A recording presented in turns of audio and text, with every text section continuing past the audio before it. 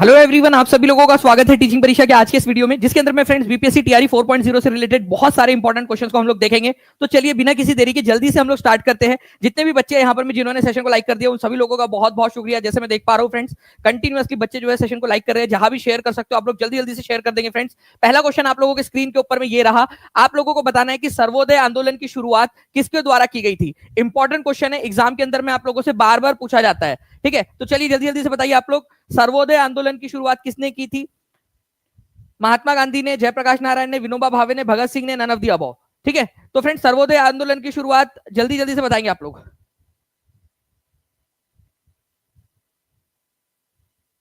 जी, तो मैं आपको बता दूं फ्रेंड्स कि एचपी टीजीटी के अंदर में, हिमाचल प्रदेश टीजीटी के अंदर में भी ये क्वेश्चन आ चुका है। ठीक है, और जो आंसर है फ्रेंड्स वो आप लोगों का विनोबा भावे होगा, ये याद रखना है आप लोगों ने। ठीक है, Vinoba Bhave, answer is option number C. ठीक है, सर्वोदय आंदोलन, ठीक है, विनोबा भावे के द्वारा शुरू किया गया था। गांधी जी ने भी ये शब्द का प्रयोग किया था सर्वोदय का, लेकिन जो सर्वोदय आंदोलन इस नाम से एक पूरा का पूरा आंदोलन, एक मूवमेंट जो चलाया था वो चलाया था विनोबा भावे जी ने। ठीक है, तो ये एक इंपॉर्टेंट पॉइंट है आप लोगों का फ्रेंड्स, बहुत सारे एग्जाम में आ चुका है, एस्टेट की एग्जाम के अंदर में आ चुका है, वहां भी विनोबा भावे इसका जो है आंसर माना गया है, याद रखना है आप लोगों ने। ठीक है, तो ये एक इंपॉर्टेंट है। जयप्रकाश नारायण भी सर्वोदय आंदोलन से जुड़े हुए थे, ये भी याद रखना है आप लोगों ने फ्रेंड्स। ओके, चलिए इंपॉर्टेंट पॉइंट एग्जाम के अंदर में पूछा जा सकता है, सर्वोदय आंदोलन विनोबा भावे। चलिए इंपॉर्टेंट लिख दीजिए, सभी के सभी बच्चे कमेंट के अंदर में लिख देंगे सर्वोदय आंदोलन, ठीक है, विनोबा भावे। क्या बात है फ्रेंड, पहला ही क्वेश्चन, 1200 से ज्यादा बच्चे जुड़ चुके हैं, 1000 से ज्यादा आप लोगों ने लाइक कर दिए, बहुत बहुत शुक्रिया। ठीक है, नाउ नेक्स्ट क्वेश्चन देखिए फ्रेंड्स, एक बहुत ही इंपॉर्टेंट क्वेश्चन बता रहा हूं, इस क्वेश्चन को बहुत ध्यान से सुनिएगा, ये करंट में भी बहुत ज्यादा इंपॉर्टेंट क्वेश्चन है। अभी कल और परसों जब पार्लियामेंट में डिबेट हुई, इसी आर्टिकल के तहत अलग अलग पॉलिटिकल पार्टीज ने अपनी मातृभाषा के अंदर में, अपनी भाषाओं के अंदर में बात रखी। बंगाल के जो सांसद थे उन्होंने बंगाली भाषा में, ठीक है, तमिलनाडु के जो थे तमिल में, उन्होंने अपनी अपनी भाषाओं में रखी बात। किस अनुच्छेद के तहत, ठीक है, अध्यक्ष जो है वो सदन के अंदर में किसी भी सदस्य को अपनी मातृभाषा में बोलने की अनुमति दे सकता है। ठीक है, तो अलग अलग भाषाओं के अंदर में बोलने की अनुमति उन लोगों को मिल सकती है, कोई अगर अपनी भाषा में बोलना चाहे तो। ठीक है, तो फ्रेंड्स यहां पर में हो जाएगा आप लोगों का आर्टिकल नंबर 120 जो है फ्रेंड्स, सदन के अंदर में किसी को भी अपनी मातृभाषा में बोलने की अनुमति देता है। ये क्वेश्चन 69वीं बीपीएससी के अंदर में ऑलरेडी आ चुका है और कभी भी आगे में भी पूछा जा सकता है।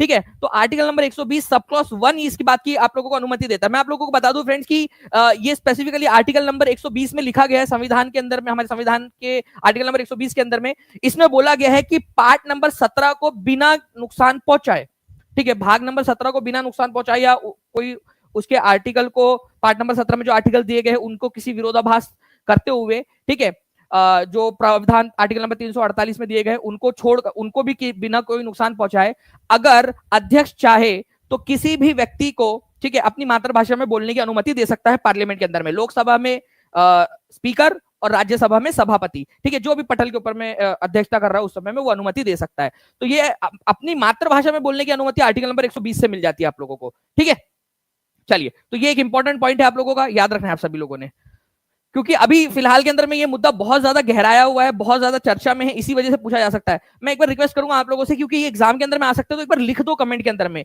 संसद में, ताकि आपके सबकॉन्शियस माइंड में चले जाए। संसद में अगर आपको अपनी मातृभाषा में बोलना है और आप स्पीकर से अनुग्रह करते हो कि मैं इस भाषा में बोलूंगा, वो आपको अलाउ कर सकता है आर्टिकल नंबर 120 के तहत। ये याद रख लेना, करंट में मुद्दा है ये। ठीक है, भारतीय संविधान का कौन सा अनुच्छेद राज्यों में राष्ट्रपति शासन लगाने की अनुमति देता है। बिहार सीईटी की एग्जाम के अंदर में आया था ये क्वेश्चन। ठीक है, देखिए राष्ट्रपति शासन की बात हो रही है, मतलब राज्यों के अंदर में जो है इमरजेंसी लगा देना एक प्रकार की। अगर कोई राज्य है जो अब किसी राज्य में मान लो मेजोरिटी किसी के पास में नहीं है, कोई सरकार नहीं बना पा रहा, तब राष्ट्रपति शासन लग सकता है। कोई राज्य सरकार संविधान के विरुद्ध काम कर रही है तो उसको हटाकर वहां पर में राष्ट्रपति शासन लगाया जा सकता है। ठीक है, तो राष्ट्रपति शासन का मतलब हो जाता है कि उस राज्य की सरकार वहां पर में नहीं बन पा रही है या सरकार ठीक से काम नहीं कर पा रही है, वहां पर में केंद्र सरकार राष्ट्रपति के थ्रू शासन चलेंगी। ठीक है, तो फ्रेंड्स आर्टिकल नंबर 356 जो है ये याद रखना है आप लोगों ने, राष्ट्रपति शासन से रिलेटेड है। ठीक है, एक इसका एग्जांपल आप लोगों को दिखाता हूं। आप लोगों को पता है फ्रेंड्स की कई सारे राज्यों के अंदर में लगाई गई है इमरजेंसी है। आप देख सकते हो यहाँ पर में ऑफिशियल नोटिफिकेशन जो था जो है ये है आपका पार्लियामेंट, जो आपका लगाया गया है अभी मणिपुर के अंदर में। मणिपुर के अंदर में क्या किया गया है फ्रेंड्स, राष्ट्रपति शासन को और एक्सटेंड कर दिया गया है। ठीक है, मणिपुर के अंदर में, मणिपुर में राष्ट्रपति शासन लगा हुआ है तो 6 मंथ के लिए उसको एक्सटेंड कर दिया गया है यूजिंग द पावर ऑफ, ठीक है, 356।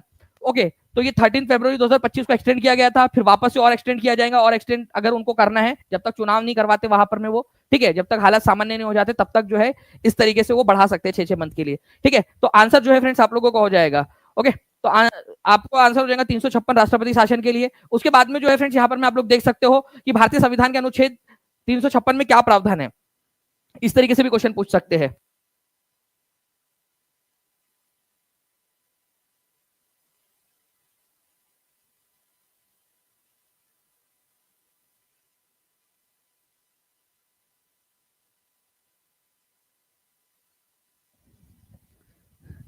भारतीय संविधान के अनुच्छेद 356 में क्या प्रावधान है? For jobs in reservation for backward classes to impose president's rule in state, ठीक है। धार्मिक स्मारकों की सुरक्षा का प्रावधान, कश्मीर को विशेष दर्जा देने का अधिकार, क्या है ये? तो फ्रेंड्स यहाँ पर में राज्यों में राष्ट्रपति शासन लगाने का अधिकार दिया गया है, ठीक है। इमरजेंसी प्रावधान, इमरजेंसी जो है फ्रेंड्स आपको याद रखना है कि अगर नेशनल इमरजेंसी लगानी है राष्ट्रीय स्तर पर तो क्या आर्टिकल होगा, ठीक है। राष्ट्रपति शासन लगाना है, प्रेसिडेंट रूल, राष्ट्रपति शासन, तो क्या आर्टिकल होगा।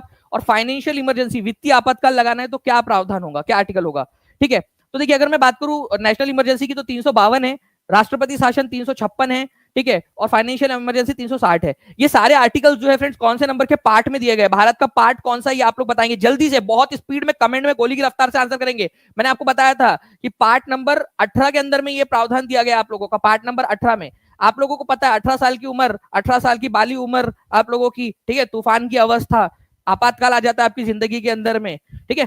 तो बस वैसा ही याद रखना कि भाई 18 साल होते ही आपकी जिंदगी में आपातकाल आ जाता है, ठीक है। तो 18, पार्ट नंबर 18 याद आ रहा होगा आप लोगों को आई थिंक, ठीक है। चलिए, तो पार्ट नंबर 18 में जो है इमरजेंसी रिलेटेड जितने प्रावधान है वो दिए गए हैं। आगे बढ़ते हम लोग हमारे नेक्स्ट क्वेश्चन की तरफ में। भारत के सबसे लंबे समय तक सेवा देने वाले प्रधानमंत्री कौन थे, ठीक है, सबसे लंबे समय तक। देखिए फ्रेंड्स मैं आपको बता दूं कि अभी भी हमारे भारत के जो पहले प्रधानमंत्री रहे हैं उन्होंने सबसे लंबे समय तक भारत की जो है सेवा की, भारत के अंदर में योगदान उन्होंने दिया हुआ है, ठीक है।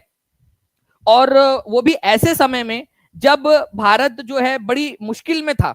मतलब आप समझिए, एक होता है जब भारत, एक होता है ना कि जब स्थिति सुधर चुकी है तब आके कोई जुड़ रहा है, ठीक है। लेकिन एक स्थिति होती है जब सारा केओस मचा हुआ है, देश का बंटवारा हुआ है, ठीक है, लोग मर रहे हैं, अलग अलग भाषा के आधार पर राज्यों की मांग हो रही है, हर कोई जो है अभी नई नई आजादी मिली है तो हर कोई अपने तरफ से जो है चाहता है कि ये भी मिल जाए वो भी मिल जाए, देश में रोजगार नहीं है, लोगों के पास खाने को नहीं है उस समय में, ठीक है, देश को आगे बढ़ाना। और वो काम किया है फ्रेंड पंडित जवाहरलाल नेहरू ने।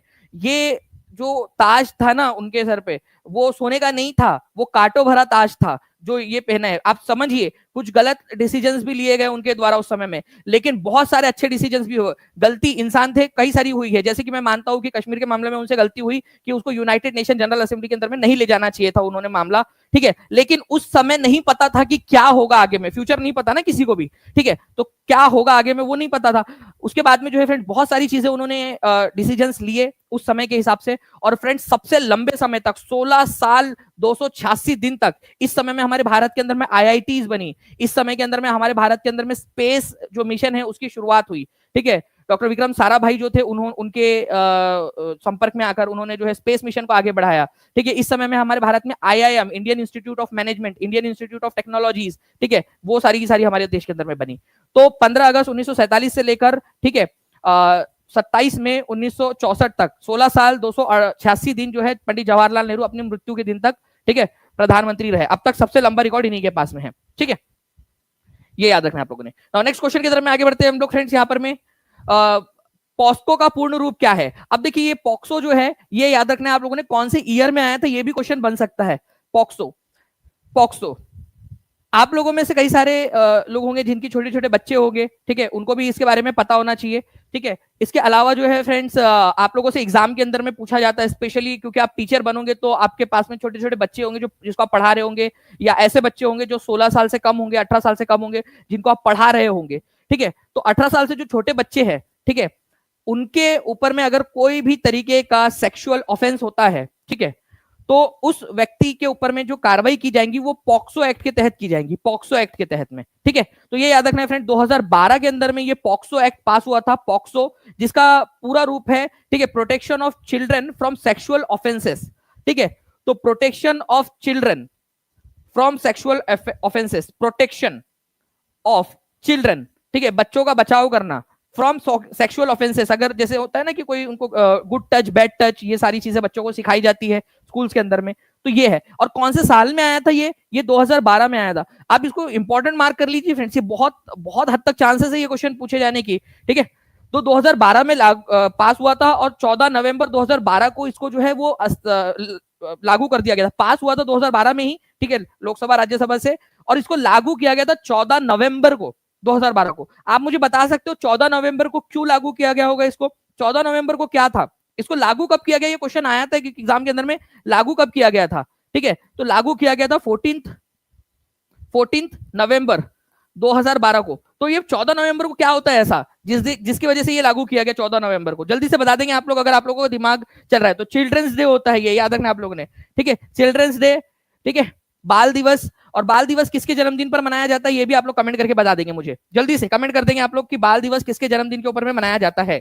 ओके, चलिए, तो 2012 में 14 नवंबर को लागू हुआ था पॉक्सो। पॉक्सो का फुल फॉर्म एक बार लिख दो, क्योंकि ये क्वेश्चन आता ही है एग्जाम के अंदर में, ठीक है। केवीएस पीआरटी के मल्टीपल शिफ्ट के अंदर में ये क्वेश्चन आ चुका है पहले भी, ये याद रखना आप लोगों ने। और इसके अलावा मैं बता दूं आप लोगों को फ्रेंड्स कि टीचिंग परीक्षा आप लोगों के लिए, ठीक है, यूपी की जो टीजीटी आने वाली है उसके लिए कोर्सेज आप लोगों के लिए लेकर आ चुका है। बच्चों की बहुत हैवी डिमांड थी। अभी जब मैं लेट हुआ वो आप लोगों की क्लास में, थोड़ा सा जो हमको डिले हुआ है वो इसलिए हुआ है क्योंकि एक स्टूडेंट का कॉल आया था और वो इतना रिक्वेस्ट कर रहे थे कि सर प्लीज एलटी ग्रेड का आप करवा दीजिए, एलटी ग्रेड का एटलीस्ट कम से कम जीएस वाला करा दीजिए।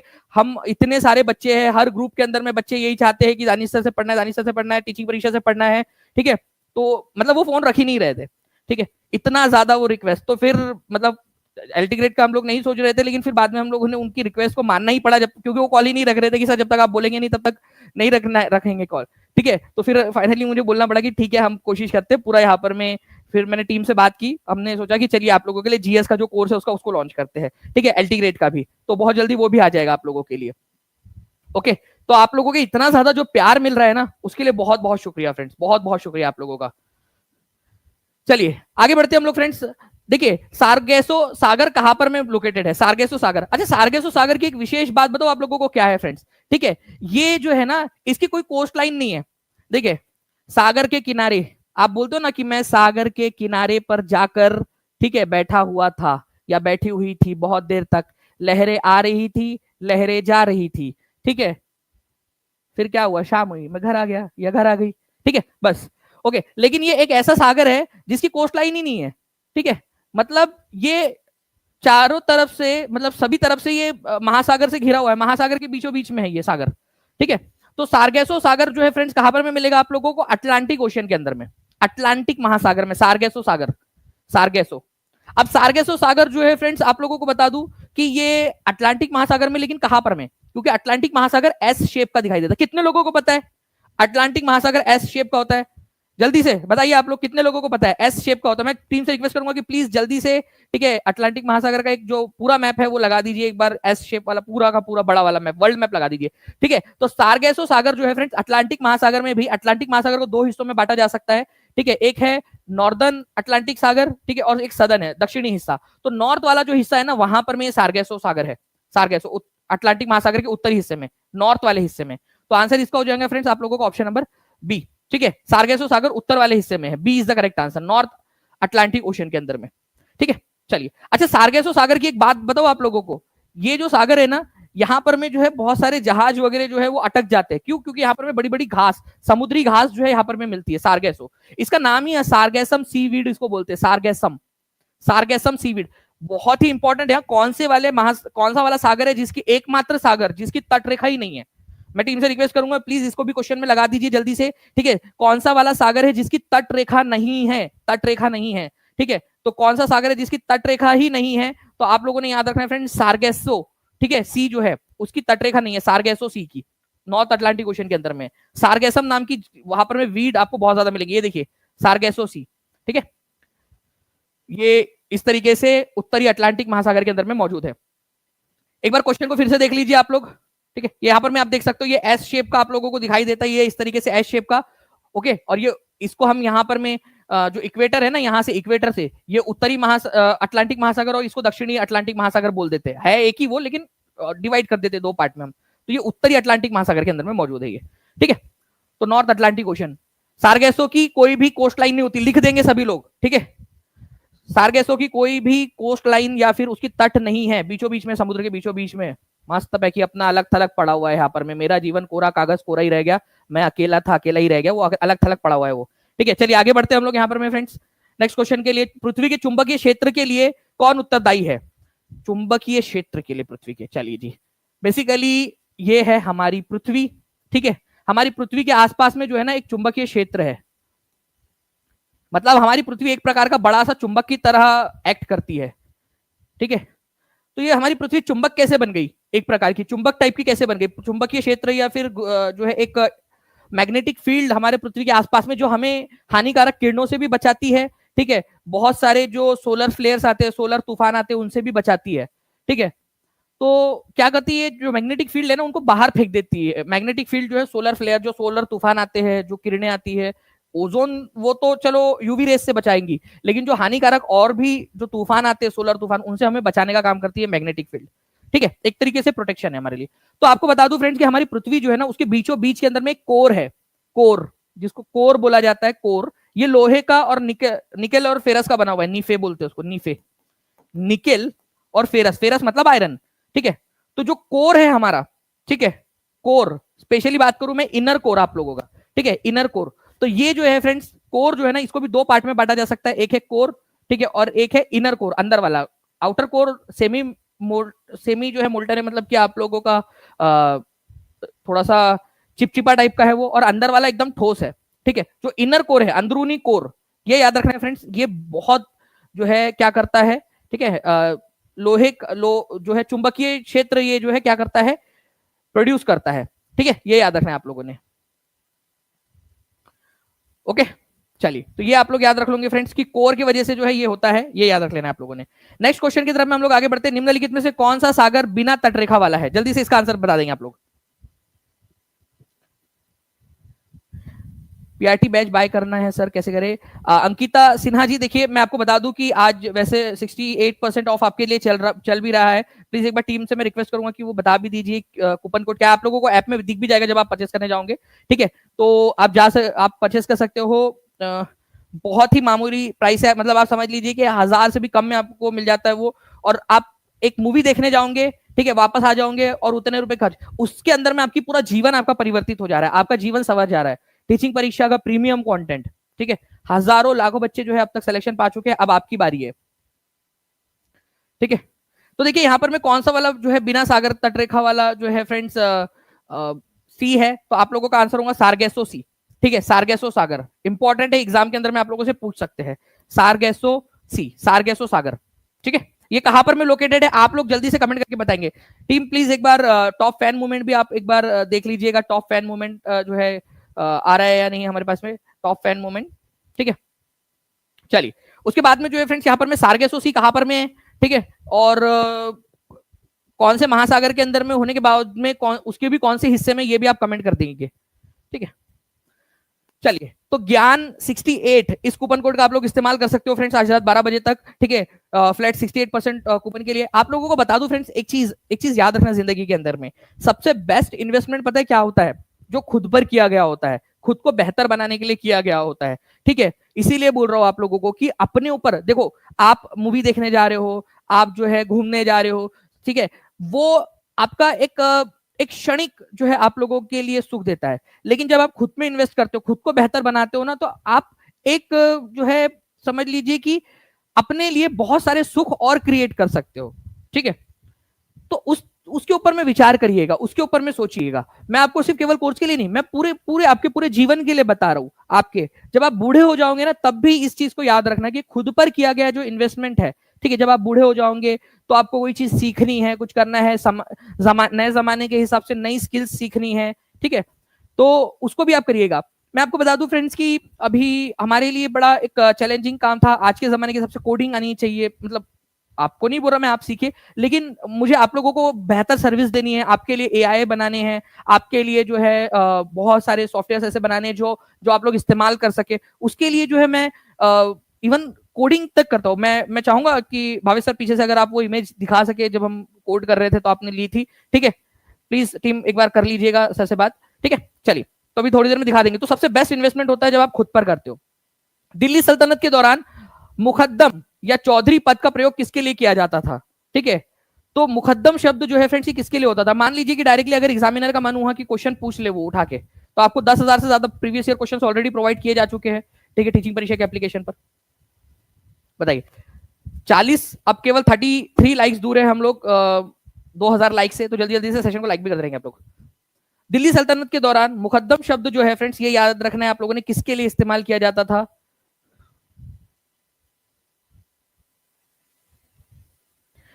देखिए चौधरी, तो गांव का चौधरी है क्या भाई तू?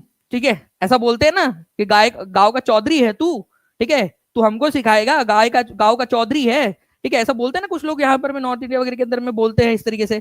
तो फ्रेंड्स चौधरी या मुकद्दम जो है ये याद रखना है विलेज हेडमैन के लिए बोला जाता है, ग्राम प्रधान के लिए, ठीक है, तो A is the correct answer.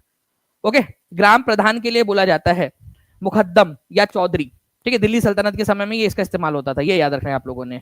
Okay, जो पूरा का पूरा सूबा होता था वो सूबेदार के अंदर में होता था, ठीक है, ये याद रखना है आप लोगों ने, ठीक है। और जो पूरा परगना या जिसको आप लोग डिस्ट्रिक्ट टाइप का बोल सकते हो उसको, वो शिकदार होता था, उसके अंदर में होता था शिकदार, ठीक है। और जो गांव होता था वो चौधरी के अंदर में होता था, चौधरी, दिल्ली सल्तनत के समय की बात कर रहे हैं अपन। नाउ नेक्स्ट क्वेश्चन की तरफ में आगे बढ़ते हैं। रविंद्रनाथ टैगोर जी ने अपनी नाइटहुड की उपाधि किस कारणवश लौटा दी थी? ठीक है, 65वीं बीपीएससी के अंदर में आया हुआ क्वेश्चन आपका। चलिए आंसर करते जाएंगे, 3200 से ज्यादा बच्चे देख रहे हैं फ्रेंड्स, एकदम स्पीड में आंसर आने चाहिए आप लोगों के कमेंट के अंदर में। चलिए टॉप फैन मूवमेंट्स भी हम लोग यहाँ पर में देख लेते हैं फ्रेंड्स, जब तक जैसे कि मैं यहाँ देख पा रहा हूँ फ्रेंड्स, आप लोगों के सबसे ऊपर में जो है आयशा सिद्दीक, ठीक है, आयशा सिद्दीक है, सोनी कुमारी है, ठीक है, आयोप्रता है, फिर क्या है, खुशबू कुमारी है, सुप्रिया तिवारी है, सिंह संध्या, शिखा स्वरूपे, हीना परवीन, ज्योति कश्यप, गीता रवि, अंश पटेल, मेनका सिंह, ठीक है, निशी कुमारी, बहुत सारे बच्चे यहाँ पर आप देख सकते हो फ्रेंड्स, नेहा कुमारी, प्रेम कुमार, ये सारे के सारे लोग जो है फ्रेंड्स टॉप फैन मूवमेंट के अंदर में अभी जो सबसे हर क्वेश्चन का आंसर कर रहे हैं, कमेंट में भी आंसर कर रहे हैं, जो मैं पूछ रहा हूँ उसके रिप्लाई कर रहे हैं, ये वो बच्चे हैं, ठीक है। तो रविंद्रनाथ टैगोर ने नाइटहुड की उपाधि किस कारणवश लौटा दी थी? तो रविंद्रनाथ टैगोर ने जो है फ्रेंड्स ये जो उपाधि थी ये लौटा दी थी जालियनवाला बाग हत्याकांड की वजह से, ठीक है। तो जालियनवाला बाग हत्याकांड जो था ये हुआ था 13th, ठीक है, मंथ आप बताएंगे और ईयर आप बताएंगे जल्दी से, ठीक है, जल्दी से। और उस दिन कौन सा वाला त्योहार उस दिन था, ठीक है, कौन सा त्योहार उस दिन था पंजाब के अंदर में, ये भी आप बताएंगे, जल्दी से बताइए, ठीक है। ये क्वेश्चन 3 क्वेश्चन अगर आप आंसर कर पा रहे हो तो अच्छी बात है, आप लोग सही से कर पाओगे। उस समय में जो है फ्रेंड्स उस समय में पंजाब का लेफ्टिनेंट गवर्नर कौन था ये भी अगर आप बता पाओगे तो बहुत अच्छी बात हो जाएगी। उस समय में भारत का वायसराय कौन था ये भी बता दीजिए आप लोग, ठीक है। तो जालियनवाला बाग हत्याकांड जो है फ्रेंड्स 13 अप्रैल 1919 के दिन हुआ था, उस दिन बैसाखी का त्योहार था, ठीक है। माइकल ओ डुएर उस समय पंजाब के लेफ्टिनेंट गवर्नर थे, माइकल ओ डुएर, जिनको बाद में सरदार उधम सिंह ने मार दिया था 1940 में। माइकल ओ डुएर वो पंजाब के लेफ्टिनेंट गवर्नर थे, और जिसने वो गोलियां चलवाई थी जालियनवाला बाग में उस व्यक्ति का नाम था जनरल डायर। जनरल डायर और माइकल ओ डुएर अलग अलग व्यक्ति है। जनरल डायर 1926 में खुद मर गया था, ठीक है। माइकल ओ डुएर बचा हुआ था जो पंजाब का लेफ्टिनेंट गवर्नर था उस समय में, जिसने जनरल डायर को आजादी दे रखी थी गोली चलाने की, उसको सरदार उधम सिंह ने 1940 में जाकर लंदन में मारा था, ठीक है। उसके बाद में उस समय में भारत का वायसराय कौन था? तो लॉर्ड चैम्सफोर्ड उस समय में भारत के वायसराय थे, ठीक है, लॉर्ड चैम्सफोर्ड। ओके, ये क्वेश्चंस बनते हैं, अगर आप बोलोगे तो हम जो है फ्रेंड्स रैपिड फायर, कितने लोग चाहते हैं कि रैपिड फायर वाले क्वेश्चंस की भी प्रैक्टिस कराई जाए? अभी हम लोग जो है फ्रेंड्स आप लोगों के लिए टीचिंग परीक्षा एप्लीकेशन में जो पेड स्टूडेंट है उन लोगों के लिए एक अपडेट आने वाला है बहुत जल्दी, मोस्ट प्रोबेबली नेक्स्ट 10 डेज के अंदर में आप लोगों के लिए बहुत सारी चीजें जो है फ्रेंड्स अब हम वो कर रहे हैं, एक्सप्लोर कर रहे हैं, ठीक है। मैं आपको बता दूं कि यहाँ पर मैं आप देख सकते हो कि ये मैं उस दिन कोडिंग कर रहा था, भावेश सर ने जो है आकर फोटो ले ली, ठीक है।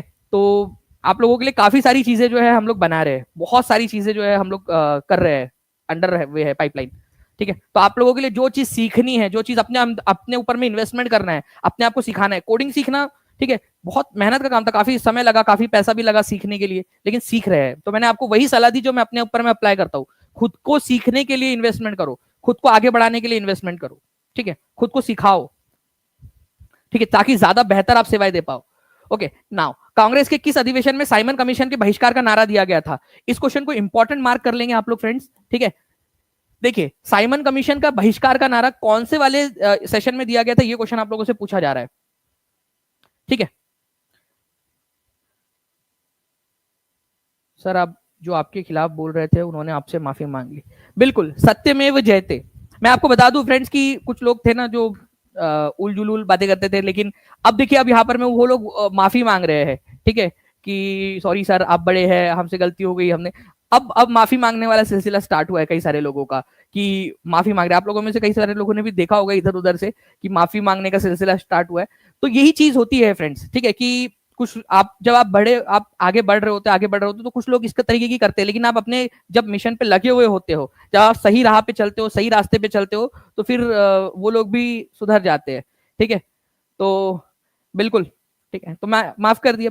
ठीक है, आप समझ लीजिए कि मतलब जिन्होंने भी ये सब किया है सबको माफ कर दिया है। चलिए आगे बढ़ते हैं अब हम। ठीक है, काम के ऊपर में फोकस करेंगे अभी। तो साइमन कमीशन के बहिष्कार का विरोध जो है फ्रेंड्स कब किया गया था? साइमन कमीशन में आपको बताना चाहूंगा फ्रेंड्स कि 1927 में बनाया गया था। ठीक है, 1927 के अंदर में, ठीक है, नवंबर के अंदर में बनाया गया था इसको। ठीक है, कौन से तारीख को? 8 नवंबर को बनाया गया था 1927 को। तो दिसंबर के अंदर में जब अधिवेशन हुआ, ठीक है, 1927 का, वो सेशन हुआ था कहां पर में? कलकत्ता में, सूरत में, मद्रास के अंदर में, नागपुर में, कहां पर में? तो फ्रेंड्स ये सेशन हुआ था मद्रास के अंदर में, ये याद रखना है। ठीक है, एम ए अंसारी उसके अध्यक्ष थे, M A Ansari.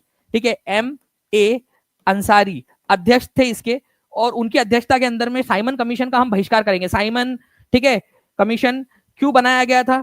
Simon commission बनाया गया था भारत के अंदर में संवैधानिक जो है सुधार करने हैं। जो 1919 का कानून था उसकी जो है जांच करने के लिए कि वो कैसे काम कर रहा है। अब जब हम नया कानून बनाएंगे तो उसमें क्या क्या प्रावधान रखने हैं, उसकी जांच करने के लिए साइमन कमीशन, मतलब भारत का पॉलिटिकल भविष्य निर्धारित करने के लिए साइमन कमीशन भारत आ रहा था, लेकिन उसमें एक भी भारतीय व्यक्ति नहीं था। इस वजह से बहिष्कार करने का निर्णय हमने मद्रास अधिवेशन में लिया था 1927 में। जब साइमन कमीशन बना उसके अगले महीने में उसका बहिष्कार करने का निर्णय लिया हम लोगों ने। ओके, चलिए, तो ये एक पॉइंट है फ्रेंड्स, याद रखना है आप लोगों ने, इंपॉर्टेंट है, एग्जाम के अंदर में आप लोगों से पूछा जा सकता है। ओके, बहुत ही ज्यादा इंपॉर्टेंट क्वेश्चन है ये वाला आप लोगों का। ओके, चलिए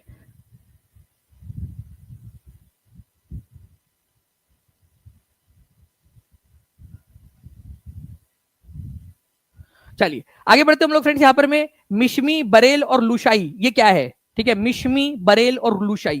ठीक है, एग्जाम में आया हुआ क्वेश्चन, मिशमी, बरेल और लुशाई। अगर आप लोगों ने फ्रेंड्स थोड़ा सा भी भारत का मैप अगर देखा हुआ है अच्छे से, स्पेशली नॉर्थ ईस्ट का, ठीक है, तो आप लोगों को पता होगा कि ये मिशमी, बरेल और लुशाई क्या है। ये फ्रेंड्स एक्चुअल में जो है पर्वत श्रृंखला है। अबोर हो जाए, मीरी हो जाए, डाफला हो जाए, ठीक है, मिशमी, ठीक है, पटकाई बोम, ठीक है, नागा हिल्स, ठीक है, बराई, मणिपुर हिल्स। ठीक है, तो ये सब क्या है फ्रेंड्स? ये पहाड़ियां है, मिशमी, बरेल, लुशाई। ठीक है, ये पहाड़ियां है। मैं आपको एक मैप के थ्रू भी दिखाता हूं, यहां पर मैं आप लोग देख सकते हो कि ये नॉकरेक, ठीक है, पहाड़ी। ओके, ये डाफला हिल्स है, आप लोगों को मिल जाएगी फ्रेंड्स अरुणाचल प्रदेश के अंदर में। ठीक है, मीरी, अबोर, मिशमी, ठीक है, मिकीर, ये सब क्या है? ये पहाड़ियां है। ठीक है, पहाड़ियां। ओके, इनको भी हम लोग देखेंगे आगे जाकर आप लोगों को, जब मैं अभी नॉलेज कैप्सूल्स आगे में, और हम जैसे जैसे रेग्रेसिव होते जाएंगे और ज्यादा जो है फ्रेंड्स, तो उसके अंदर में हम लोग ये सारी की सारी चीजें देखने वाले हैं। तो डाफला, मीरी, अबोर, मिशमाई, ठीक है, पटकाई बोम, ये सब पहाड़ियां है। ठीक है, पहाड़ियां। तो मिशमी, बरेल, लुशाई, ये सब क्या है फ्रेंड्स आप लोगों की, ये याद रखना है आप लोगों ने। ठीक है, पहाड़ियां, हिल्स है। ठीक है, इंपॉर्टेंट है, एग्जाम के अंदर में आप लोगों से पूछ सकते हैं। ठीक है, तो A is the correct answer. आगे बढ़ते हम लोग। यहां पर मैं आगे बता दूं आप लोगों को फ्रेंड्स कि ज्ञान 68 इस कूपन कोड का आप लोग इस्तेमाल कर सकते हो टीचिंग परीक्षा के कोर्सेज से जुड़ने के लिए। 1902 में लॉर्ड कर्जन ने 2 भारतीय सदस्यों को सम्मिलित करते हुए एक विश्वविद्यालय आयोग की घटना की थी। ठीक है, गठित किया था विश्वविद्यालय आयोग। तो आप लोगों को बताना है कि 1902 में जो विश्वविद्यालय आयोग का गठन किया गया था, ठीक है, वो उसमें 2 भारतीय लोग थे। तो ये 2 भारतीय लोग कौन थे, ये बताएंगे आप लोग। तो 1902 में जो है फ्रेंड्स भारतीय विश्वविद्यालयों की स्थिति सुधारने के लिए, उनका निरीक्षण करने के लिए, उनकी कार्य क्षमता में सुधार करने के लिए सुझाव चाहिए थे। ठीक है, तो एक आयोग बनाया गया, भारतीय विश्वविद्यालय आयोग। ठीक है, उस आयोग की सिफारिश के आधार पर फिर 1904 के अंदर में भारतीय विश्वविद्यालय अधिनियम पारित किया गया, इंडियन यूनिवर्सिटीज एक्ट 1904 में आया था। देखो, ये आयोग कब बना? विश्वविद्यालय आयोग 1902 में, और इसकी सिफारिश के आधार पर 1904 में जो है फ्रेंड्स एक कानून बनाया गया भारतीय विश्वविद्यालयों के लिए 1904 के अंदर में, लॉर्ड कर्जन के समय में। तो उसमें 2 भारतीय सदस्य भी थे, एक थे सैयद हुसैन बिलग्रामी और एक थे न्यायमूर्ति गुरुदास बनर्जी। ठीक है, तो सैयद हुसैन बिलग्रामी, ठीक है, सैयद हुसैन बिलग्रामी और सुरेंद्रनाथ बनर्जी थे क्या उसके अंदर में? नहीं। ठीक ठीक है, सुरेंद्रनाथ बैनर्जी नहीं थे, न्यायमूर्ति गुरुदास बनर्जी थे। ठीक है, तो आंसर इसका ऑप्शन नंबर डी हो जाएगा। ठीक है, तो ये याद रखना है, सैयद हुसैन बिलग्रामी और न्यायमूर्ति गुरुदास बनर्जी, ये दो लोग थे। एक बार लिख दो आप लोग कमेंट के अंदर में। मुझे पता है कि हो सकता है कुछ लोगों को ये टफ लगे, लेकिन यही चीज आपको आगे बढ़ाएंगी, यही चीज जो है फ्रेंड्स आप लोगों को बाकी लोगों से बेहतर बना देंगी। कितने लोग चाहते हैं कि इस तरीके से आप लोग एक एक कदम आगे बढ़ते रहे, अपने आप को जो है टॉप 100 की तरफ में लेकर आए। ठीक है, तो ये अगर आप लोग चाहते हो तो फ्रेंड्स आप लोगों ने क्या करना है, ठीक है, ऐसे क्वेश्चंस को और अच्छे से करना है, बार बार प्रैक्टिस करनी है आप लोगों ने। सैयद हुसैन बिलग्रामी, न्यायमूर्ति गुरुदास बनर्जी, ये क्वेश्चन बीपीएससी में आ चुका है, डायरेक्टली क्वेश्चन रिपीट हो सकता है आप लोगों का, तो प्लीज इस पर्टिकुलर पॉइंट को याद रखेंगे आप लोग। ठीक है, चलिए नाउ फ्रेंड्स मैं जो है आई थिंक यहाँ पर मैं समय जो है फ्रेंड्स हो चुका है। ठीक है, तो हम लोग जो है फ्रेंड्स आगे बढ़ेंगे, हमारे बहुत सारे और भी क्वेश्चन है, उनको भी हम लोग देखेंगे आने वाले सेशंस के अंदर में हमारे। ठीक है, तब तक जो है आप लोग क्या कर सकते हो, आप लोग जो है फ्रेंड्स ज्ञान 68 जो है इस कूपन कोड का इस्तेमाल कर सकते हो आज रात 12 बजे तक, जितने भी लोग जुड़ना चाहते हैं। ठीक है, जो भी कोर्सेस है टीचिंग परीक्षा के सारे बहुत जल्द एलटी ग्रेड का भी आने वाला है, तो फ्रेंड्स आप लोग जो है टीचिंग परीक्षा के नंबर के ऊपर में कॉल करके उसके बारे में भी जानकारी ले सकते हो। ठीक है, तो ये सारी चीजें आप लोगों को मिल जाएंगी। ओके, और आप लोगों की डिमांड के ऊपर में, आप लोगों की हैवी डिमांड के ऊपर में फ्रेंड टीचिंग परीक्षा दिन रात काम कर रही है, दिन रात और ज्यादा जो है अपडेट करने की कोशिश कर रही है। तो आप लोगों का भी साथ चाहिए, आप लोग भी जल्दी जल्दी से, ठीक है, जहां भी सेशन को शेयर कर सकते हो शेयर कर देंगे, लाइक कर देंगे आप लोग। ठीक है, टीचिंग परीक्षा एप्लीकेशन डाउनलोड कर लीजिए, बहुत सारी चीजें जो है फ्रेंड्स अब आप लोगों के लिए आने वाली है। ठीक है, वर्क अंडर वे है, ठीक है, दिन रात काम कर रहे हैं, तो आप लोग तैयार रहिएगा। ठीक है, सरप्राइज के लिए जितने भी स्टूडेंट है टीचिंग परीक्षा के, आपको ऐप के ऊपर में भरमार मिलने वाली है, बहुत सारी चीजें। ओके, चलिए, thank you very much friends, take care and bye, God bless you all, thank you very much. अगर कोई जानकारी चाहिए होगा तो आप लोग नीचे में जो नंबर चल रहा है आप लोग देख सकते हो, यहाँ पर में नंबर आप लोगों का चल रहा है 7611101101 96978844, इस नंबर पे कॉल कर सकते हैं, कॉल ना लगे तो व्हाट्सएप कर दीजिएगा। Thank you very much friends, bye.